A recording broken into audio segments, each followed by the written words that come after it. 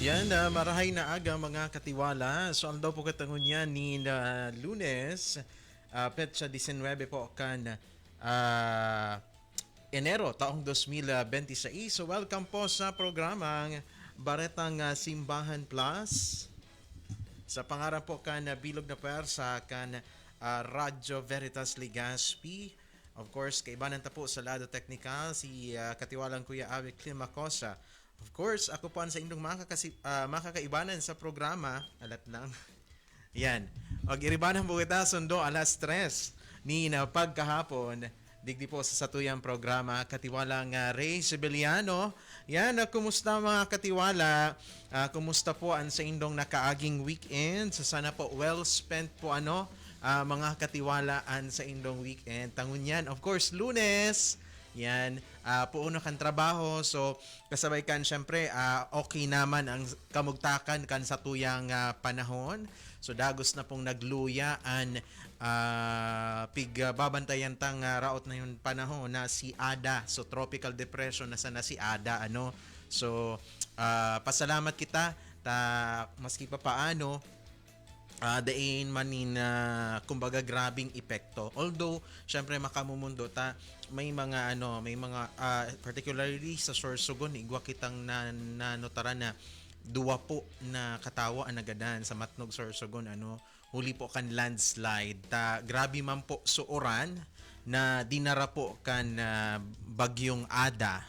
So digdi man po sa Legazpi, digdi po sa Albay, particularly sa 1st and 3rd District, may mga nagkapirang lugar man na grabe po subaha, So anyway, yan arog talaga kaan permi man kita kumbaga nakaka-experience ni mga arog kaning calamity, natural calamity. So kita dapat permi kitang alerto, handa Of course ngunyan mga katiwala padagos naman pigbabantayan syempre anak kamugtakan kang bulkan mayon padagos pa po ang aktibidad kan na bulkan mayon ngunyan nganing pagkaaldaw mga katiwala may mga nanotaran ngunyan particularly dyan sa northern barangays digdi po sa Legazpi City nakaka-experience ning ashfall so ingat-ingat kita mga katiwala. So syempre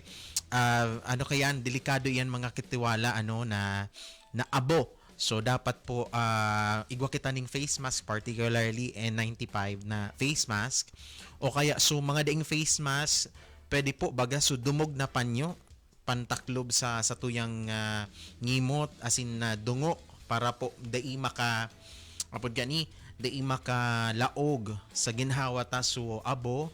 And at the same time, syempre, ang regular na paglinig po, particularly sa mga nakaka-experience po nin ashfall, so dapat po regular ang paglilinig para po maiwasan na magkaigwa kita ning mga respiratory related diseases. Pero actually, sabi nga ni po kang DOH, may mga nagkapira na po na kumbaga na irehistro na naka-experience ng mga respiratory related illness darangani kami pong ashfall. So ingat-ingat po kita mga katiwala sa liwat marahay na pagkahapon especially sa mga naghihinanyog kan sa tuyang programa sa paagi po kan 1008 kHz Radyo Veritas Legazpi sa mga netizens na nakaantabay po sa Facebook sa live stream po sa Facebook i-like, i-share, i-follow ang sa tuyang social media ang Radyo Veritas Legazpi.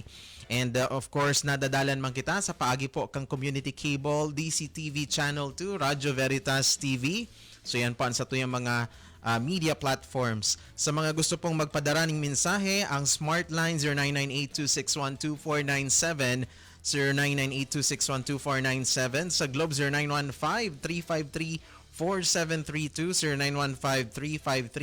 0915-353-4732. Ang sa tuyang email address, veritaslegazpi@gmail.com. So yan po ang sa tuyang mga linya kan komunikasyon digdi po sa Radyo Veritas Legazpi.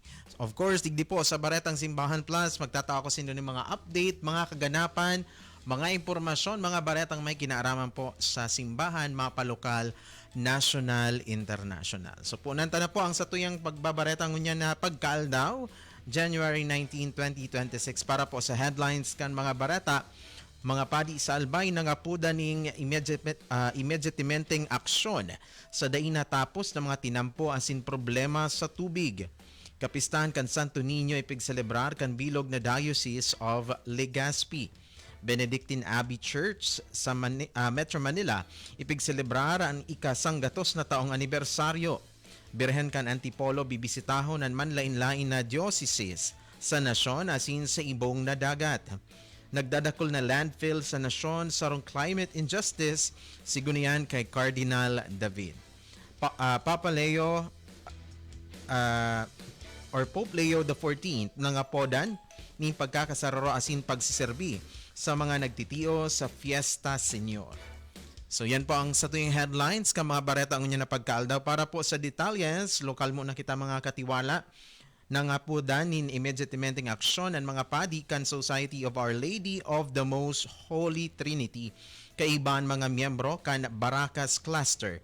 Katakod kan mga daina tapos na proyekto sa tinampo asin naglalalang problema sa supply nin tubig na padagos na naeksperyensya kan mga komunidad sa Rapu-Rapu asin Kagraray, Bakakay. Sa sarong joint statement idinerektan pangapodan kina Governor Noel E. Rosal, mga kinatawan kan distrito nin Albay, mga alkalde kan Rapu-Rapu asin Bakakay, Siringman, sa mga opisyales kan Department of Public Works and Highways asin Department of the Environment and Natural Resources. Sigun sa mga padi padagos na nagdudusa ang mga residente kan Batan, Rapu-Rapu asin Kagraray, Bakakay, huli kan mga landslide, pagbaha, peligrosong mga tinampo asin kakulangan sa malinig na tubig.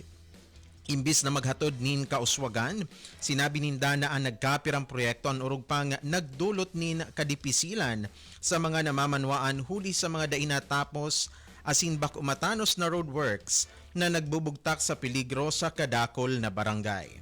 Basado sa indang eksperyensyang pastoral, binanggit kan na kapadean na kaipuhan pang pasanon kan mga magurangan sa indang mga aki sa delikadong dalan. May mga pamilya na napipiritang magbakal ning inumo na tubig. May mga paraoma na nadidipisilan magbenta kan sa indang ani.